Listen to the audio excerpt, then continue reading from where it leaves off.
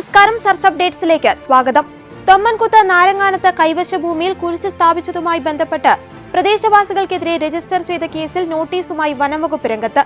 Case സംബന്ധിച്ച കൂടുതൽ വിവരങ്ങൾ ചോദിച്ചറിയുന്നതിനും രേഖകൾ ഹാജരാക്കുന്നതിനും മൊഴി രേഖപ്പെടുത്തുന്നതിനുമായി നോട്ടീസ് കൈപ്പറ്റി 15 ദിവസത്തിനകം അന്വേഷണ ഉദ്യോഗസ്ഥനായ റേഞ്ച് ഓഫീസർ TK മനോജിന് മുമ്പാകെ ഹാജരാകണമെന്നാണ് നോട്ടീസ് നൽകിയിരിക്കുന്നത്.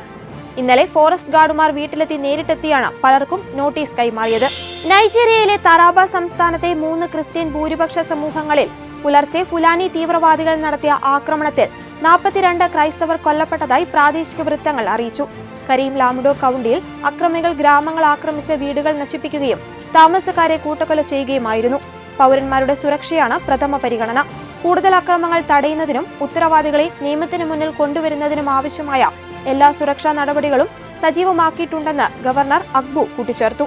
കൂട്ടായ്മ പണിതുയർത്തേണ്ടത് മുട്ടിന്മേൽ നിന്നുകൊണ്ടാവണമെന്ന് ലിയോ 14 പാപ്പ കഴിഞ്ഞ ദിവസം നൽകിയ സന്ദേശത്തിൽ സഭാ കൂട്ടായ്മയുടെ പ്രാധാന്യവും അതിന് പരിശുദ്ധാത്മാവിന്റെ പ്രവർത്തനവും സംബന്ധിച്ച കാര്യങ്ങളെക്കുറിച്ചും പാപ്പ അടിവരയിട്ട് പറഞ്ഞു.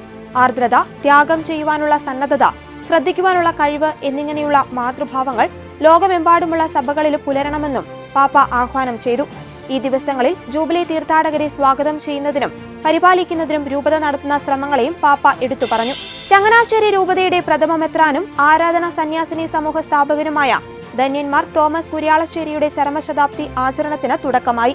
ചെറുപുഷ്പ മിഷൻ ലീഗിന്റെയും ആരാധന സന്യാസിനി സമൂഹത്തിന്റെയും നേതൃത്വത്തിൽ പാറയിൽ പള്ളിയിൽ നിന്ന് കത്തീഡ്രൽ കബറിട പള്ളിയിലേക്ക് നടത്തിയ തീർത്ഥാടനം മിഷൻ ലീഗ് മേഖലാ director father Joseph Kurassery flag off ചെയ്തു.